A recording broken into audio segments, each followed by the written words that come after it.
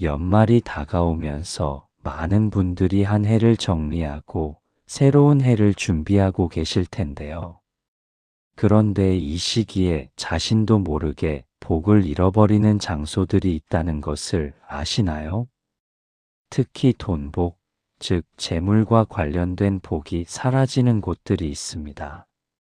많은 분들이 좋은 일을 한다고 생각하면서도 실제로는 자신의 복을 소모하고 있는 경우가 많습니다. 어떤 분은 이렇게 말씀하실지도 모르겠습니다. 스님, 불교에서 돈이나 재물에 집착하는 것이 좋지 않다고 하지 않습니까? 물론 그렇습니다. 하지만 부처님께서는 중도를 말씀하셨습니다. 과도한 집착도, 과도한 무관심도 모두 극단입니다. 우리가 이 세상에서 살아가려면 기본적인 생활 기반이 필요합니다. 그리고 그 기반이 있어야 진정한 수행도, 보시도, 자비행도 가능합니다. 오늘은 부처님의 지혜를 통해 연말에 특히 조심해야 할 4곳을 말씀드리겠습니다. 이곳들은 겉으로는 선한 일처럼 보이지만 실제로는 우리의 복을 소모시키거나 잘못된 업을 짓게 만드는 곳들입니다. 첫 번째로 말씀드릴 곳은 바로 무분별한 기부 단체들입니다. 연말이 되면 길거리에서, 온라인에서, 심지어 문자 메시지로까지 수많은 기부 요청을 받게 됩니다. 어려운 이웃을 도와주세요. 아이들에게 희망을 선물하세요라는 감동적인 문구와 함께 말입니다. 물론 진정한 보시는 불교의 핵심 수행 중 하나입니다. 하지만 여기서 중요한 것은 누구에게, 어떻게 보시를 하느냐입니다. 법구경에서 부처님께서는 이렇게 말씀하셨습니다. 보시를 할 때는 받는 이의 덕을 살펴보라. 덕이 있는 이에게 주는 한 냥이 덕이 없는 이에게 주는 100냥보다 낫다. 이 말씀의 뜻을 현대적으로 해석하면 기부를 할 때도 그 단체가 정말로 투명하게 운영되는지, 실제로 도움이 필요한 곳에 전달되는지를 살펴보라는 것입니다. 실제로 많은 기부 단체들이 모금액의 대부분을 운영비나 광고비로 사용하고 정작 도움이 필요한 사람들에게는 극히 일부만 전달하는 경우가 많습니다. 어떤 단체는 모금액의 80% 이상을 사무비로 사용하면서도 계속해서 기부를 요청합니다. 이런 곳에 기부를 하게 되면 어떻게 될까요? 겉으로는 선행을 한 것 같지만 실제로는 잘못된 곳에 돈을 주어서 그들의 잘못된 행위를 도운 셈이 됩니다. 불교에서는 이를 조복업이라고 합니다. 남의 잘못된 행위를 돕는 업을 말입니다. 더욱 심각한 것은 연말에 세금 공제 혜택을 노리고 무작정 기부하는 경우입니다. 이는 진정한 보시의 마음이 아니라 자신의 이익을 위한 계산적인 행위입니다. 이런 마음으로 한 기부는 복을 가져다 주기는커녕 오히려 복을 소모시킵니다. 그렇다면 어떻게 해야 할까요? 먼저 기부하고자 하는 단체에 대해 철저히 조사해 보시기 바랍니다. 재무 공개를 하는지, 실제 사용 내역을 투명하게 공개하는지 확인하세요. 그리고 가능하다면 직접 그 단체를 방문해 보거나 실제 혜택을 받는 사람들의 이야기를 들어보세요. 또한 기부할 때는 금액의 크기보다는 마음의 순수함을 중시하세요. 큰 금액을 계산적으로 기부하는 것보다는 작은 금액이라도 진심으로 남을 도우려는 마음으로 기부하는 것이 훨씬 큰 복을 가져다 줍니다. 그리고 무엇보다 중요한 것은 정기적이고 지속적인 기부입니다. 연말에 몰아서 하는 기부보다는 매월 조금씩이라도 꾸준히 하는 기부가 훨씬 의미가 있습니다. 이는 일시적인 감정이 아니라 지속적인 자비심에서 나오는 것이기 때문입니다. 마지막으로 기부한 후에는 그 일을 잊어버리세요. 내가 얼마를 기부했다고 자랑하거나 내가 선행을 했다고 자만하는 순간 그 공덕은 사라집니다. 진정한 보시는 준 것도 있고 받은 이도 있고 준 물건도 있는 삼륜청정의 보시입니다. 두 번째로 조심해야 할 곳은 화려한 종교 행사장입니다. 연말이 되면 각종 종교단체에서 대규모 행사를 많이 엽니다. 특히 기도회나 법회 또는 신년 축복 행사 같은 것들 말입니다. 겉으로 보기에는 매우 거룩하고 의미 있어 보입니다. 하지만 여기서 주의해야 할 것은 그 행사의 진정한 목적이 무엇인지를 파악하는 것입니다. 정말로 사람들의 영적 성장을 위한 것인지 아니면 단순히 돈을 모으기 위한 수단인지 말입니다. 조주선사의 어록에 이런 말씀이 있습니다. 진정한 부처는 금으로 만든 부처가 아니라 마음속에 있는 부처이다. 금으로 만든 부처는 불에 타고 나무로 만든 부처는 썩는다. 이 말씀의 뜻은 외형적인 화려함보다는 내면의 진실함이 더 중요하다는 것입니다. 많은 종교 행사장에서는 사람들의 심리를 이용합니다. 화려한 무대, 감동적인 음악, 눈물 나는 간증 등으로 사람들의 감정을 극도로 고조시킨 후 그 순간에 헌금이나 보시를 요구합니다. 지금 이 순간이 기회입니다. 더 큰 축복을 받으려면 더 많이 바쳐야 합니다. 라는 식으로 말입니다. 이런 상황에서 사람들은 정상적인 판단력을 잃게 됩니다. 평소에는 절대 내지 않을 큰 금액을 순간적인 감정에 휩쓸려 내게 됩니다. 그리고 나중에 후회하게 되죠. 더욱 문제가 되는 것은 이런 곳에서 헌금의 크기에 따라 축복이 달라진다고 가르치는 경우입니다. 이는 완전히 잘못된 가르침입니다. 부처님께서는 분명히 말씀하셨습니다. 복은 마음에서 나오는 것이지 금액의 크기에서 나오는 것이 아니다. 실제로 부처님 제세 시에 있었던 일화를 보면 이런 이야기가 있습니다. 어떤 부자가 큰 금액을 보시했는데 부처님께서는 그를 크게 칭찬하지 않으셨습니다. 대신 가난한 할머니가 동전 한 잎을 정성스럽게 올린 것을 보고 크게 칭찬하셨습니다. 사람들이 그 이유를 묻자 부처님께서는 이렇게 말씀하셨습니다. 그 부자에게는 많은 재산이 있어서 그 금액이 큰 부담이 되지 않았다. 하지만 이 할머니는 자신이 가진 전부를 바쳤다.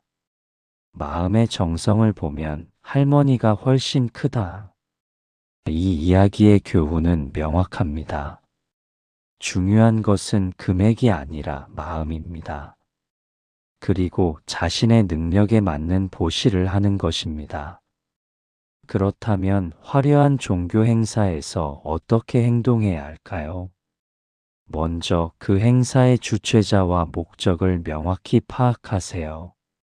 정말로 신앙적 목적인지 아니면 상업적 목적인지를 구분해야 합니다. 만약 행사 내내 돈 이야기만 나오고 헌금을 강요하는 분위기라면 그곳은 피하는 것이 좋습니다. 그리고 어떤 행사에 참여하든지 미리 자신의 보시 금액을 정해두세요. 그리고 그 금액을 넘지 마세요. 순간적인 감정에 휩쓸려서 무리한 보시를 하게 되면 나중에 생활에 어려움이 생기고 결국 그것이 원망으로 바뀝니다. 또한 행사장에서 하는 각종 약속이나 서원에 대해서도 신중해야 합니다. 매월 얼마씩 정기 후원하겠다, 특별 건축 헌금을 내겠다 같은 약속들 말입니다. 이런 약속은 충분히 생각한 후에 가족과도 상의한 후에 하시기 바랍니다. 가장 중요한 것은 진정한 신앙은 돈으로 사는 것이 아니라는 점을 기억하는 것입니다. 부처님께서는 법은 값없이 주어진다고 말씀하셨습니다. 진리는 돈을 내야만 들을 수 있는 것이 아닙니다. 만약 어떤 곳에서 더 깊은 가르침을 위해서는 더 많은 헌금이 필요하다고 한다면 그곳은 의심해 봐야 합니다. 세 번째로 말씀드릴 곳은 무속인이나 점술가들이 운영하는 곳입니다. 연말이 되면 많은 사람들이 한 해를 정리하고 새해 운세를 보고 싶어 합니다. 그래서 점집이나 무속인을 찾아가게 되죠. 특히 사업이 잘 안 되거나 가정에 문제가 있거나 건강이 좋지 않을 때 더욱 그렇습니다. 하지만 이런 곳들은 정말로 조심해야 합니다. 왜냐하면 대부분의 경우 문제를 해결해 주는 것이 아니라 오히려 더 큰 문제를 만들어내기 때문입니다. 먼저 이들이 사용하는 수법을 보면 이렇습니다. 처음에는 당신에게 큰 애군이 있다. 조상의 원한이 있다. 집안에 나쁜 기운이 있다 같은 식으로 불안감을 조성합니다. 그리고 나서 이것을 해결하려면 특별한 굿을 해야 한다. 비싼 부적을 사야 한다. 정기적으로 치성을 드려야 한다고 합니다. 문제는 여기서 끝나지 않습니다. 한번 시작하면 계속해서 새로운 문제를 만들어냅니다. 이번에는 다른 애군이 생겼다. 굿의 효력이 떨어져서 더 큰 굿을 해야 한다는 식으로 말입니다. 결국 사람들은 끝없이 돈을 쓰게 됩니다. 화엄경에서는 이런 말씀이 있습니다. 마음이 맑으면 모든 것이 맑고 마음이 탁하면 모든 것이 탁하다. 이 말씀의 뜻은 우리의 운명은 외부의 어떤 역에 의해 결정되는 것이 아니라 우리 자신의 마음과 행동에 의해 결정된다는 것입니다. 부처님께서는 분명히 말씀하셨습니다. 업보는 스스로 짓고 스스로 받는다. 즉, 우리의 현재 상황은 우리가 과거에 지은 업의 결과이고 미래는 우리가 지금 짓는 업에 의해 결정됩니다. 어떤 외부의 의식이나 부적으로 바꿀 수 있는 것이 아닙니다. 더욱 심각한 것은 이런 곳에서 사용하는 방법들 대부분이 불교적 관점에서 볼 때 잘못된 것들이라는 점입니다. 동물을 죽여서 제사 지내기, 알코올 사용하기, 심지어는 다른 사람을 해치는 주술을 사용하는 경우도 있습니다. 이런 것들은 모두 불교의 기본 계율인 오계에 어긋나는 행위들입니다. 이런 행위에 참여하거나 돈을 내서 의뢰하게 되면 문제를 해결하기는커녕 오히려 더 나쁜 업을 짓게 됩니다. 그리고 그 나쁜 업의 과보는 결국 자신이 받게 됩니다. 그렇다면 정말로 어려운 상황에 처했을 때는 어떻게 해야 할까요? 먼저 부처님께 간절히 기도하시기 바랍니다. 하지만 이때 기도는 내 문제를 해결해 달라는 요구가 아니라 지혜를 주셔서 올바른 길을 보게 해달라는 간청이어야 합니다. 그리고 자신의 행동을 되돌아보세요. 지금의 어려움이 혹시 자신의 잘못된 생각이나 행동에서 비롯된 것은 아닌지 살펴보세요. 만약 그렇다면 그것을 바로잡으려고 노력하세요. 또한 선한 업을 많이 쌓으시기 바랍니다. 진정한 보시, 정직한 생활, 남을 돕는 일, 부모님께 효도하기, 화내지 않기 등등. 이런 선한 행위들이 쌓이면 자연스럽게 좋은 결과가 따라옵니다. 만약 정말로 조언이 필요하다면 경험이 많고 덕이 있는 스님이나 불교 상담가를 찾아가세요. 하지만 이때도 돈으로 해결하려고 하지 말고 진정한 가르침을 구하는 마음으로 가야 합니다. 무엇보다 중요한 것은 자신의 운명은 자신이 개척하는 것이라는 믿음을 가지는 것입니다. 외부의 어떤 힘에 의존하려고 하지 말고 자신의 마음을 바르게 하고 올바른 행동을 하는 것이 가장 확실한 방법입니다. 네 번째이자 마지막으로 말씀드릴 곳은 고급 사치품을 파는 백화점이나 명품 매장입니다.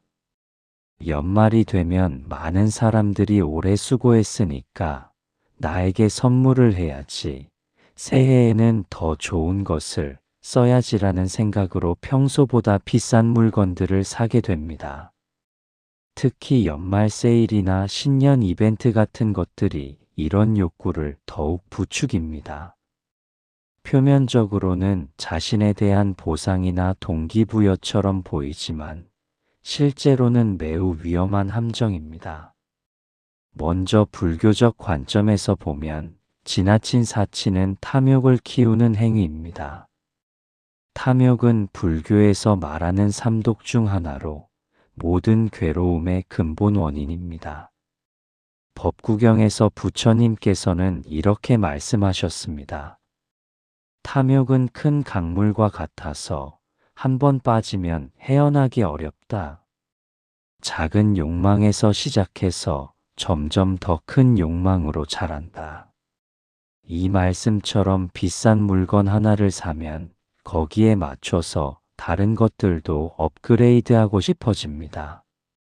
명품 가방을 샀으면 그에 어울리는 신발도, 옷도, 액세서리도 사고 싶어집니다. 그리고 그 과정에서 점점 더 많은 돈이 나가게 됩니다. 더 심각한 것은 이런 소비 패턴이 계속되면 결국 경제적 어려움에 빠지게 된다는 점입니다. 신용카드 빚이 늘어나고 적금을 깨고 심지어는 대출까지 받게 되는 경우도 있습니다. 그리고 나서는 그 스트레스 때문에 더 큰 소비를 하게 되는 악순환에 빠집니다.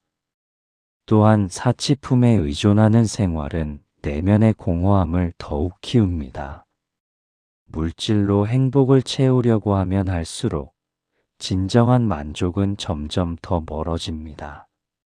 왜냐하면 물질적 즐거움은 항상 일시적이고 금방 익숙해져 버리기 때문입니다. 부처님 제세시의 일화 중에 이런 이야기가 있습니다. 어떤 부자 청년이 부처님을 찾아와서 말했습니다. 저는 모든 것을 다 가지고 있는데도 행복하지 않습니다. 왜 그런가요? 부처님께서는 이렇게 답하셨습니다. 그대는 물질은 많이 가지고 있지만 마음의 평화는 가지지 못했구나. 진정한 부는 마음의 만족에서 온다. 이 이야기의 교훈은 명확합니다. 아무리 비싸고 좋은 물건들을 가져도 마음이 평안하지 않으면 진정한 행복은 불가능하다는 것입니다. 그렇다면 연말에 자신에 대한 보상을 하고 싶을 때는 어떻게 해야 할까요? 먼저 진정으로 필요한 것과 단순히 원하는 것을 구분해 보세요. 정말로 생활에 필요한 것이라면 합리적인 선에서 구입하는 것이 좋습니다. 하지만 단순히 소유욕이나 허영심에서 나오는 욕구라면 한 번 더 생각해 보세요. 그리고 물질적 보상보다는 경험적 보상을 선택해 보세요. 가족과 함께 여행을 가거나 새로운 취미를 배우거나 책을 읽거나 봉사활동을 하는 것 등입니다. 이런 경험들은 일시적인 만족이 아니라 지속적인 성장과 기쁨을 가져다 줍니다. 또한 자신에 대한 보상을 할 때도 타인을 생각하는 마음을 잃지 마세요. 예를 들어 맛있는 음식을 먹더라도 혼자만 먹지 말고 가족이나 친구들과 나눠 먹으세요. 좋은 책을 읽었다면 다른 사람들에게도 추천해 주세요. 이렇게 하면 개인적인 즐거움이 다른 사람들과 함께하는 기쁨으로 확장됩니다. 무엇보다 중요한 것은 적당한 선을 지키는 것입니다. 부처님께서 말씀하신 중도의 정신에 따라 지나친 인색함도, 지나친 사치도 모두 피해야 합니다. 자신의 경제적 능력에 맞는 선에서 필요한 만큼만 소비하는 것이 가장 현명합니다. 그리고 소비할 때마다 이렇게 자문해 보세요. 이 소비가 나의 마음을 더 평안하게 할까? 아니면 더 어지럽게 할까? 이 돈을 다른 곳에 사용한다면 더 의미 있는 일을 할 수 있지 않을까? 만약 그 답이 부정적이라면 그 소비는 미루거나 포기하는 것이 좋습니다. 대신 그 돈을 저축하거나 진정으로 도움이 필요한 곳에 기부하거나 가족을 위해 사용하세요. 불자님들, 지금까지 연말에 특히 조심해야 할 4곳에 대해 말씀드렸습니다. 첫째는 무분별한 기부 단체들이었습니다. 진정한 보시는 마음의 순수함에서 나오며 투명하고 신뢰할 수 있는 곳에 해야 한다는 것을 기억하시기 바랍니다.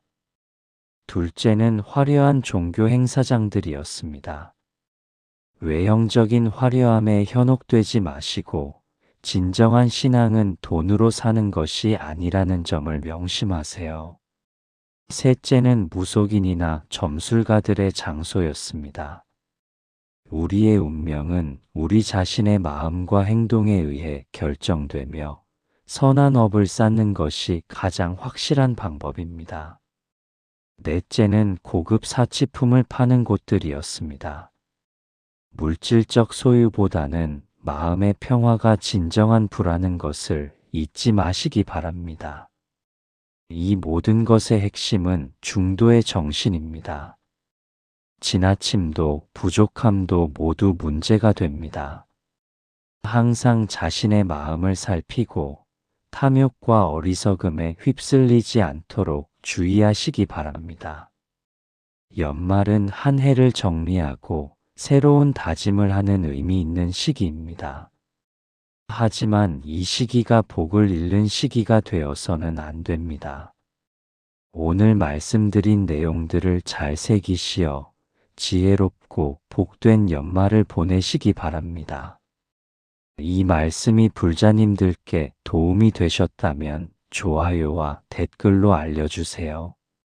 그리고 주변에 이런 내용이 필요한 분들이 계시다면 공유해 주시면 감사하겠습니다. 부처님의 자비와 지혜가 불자님들과 함께 하시길 간절히 기원합니다. 새해에도 건강하시고 평안하시기 바랍니다.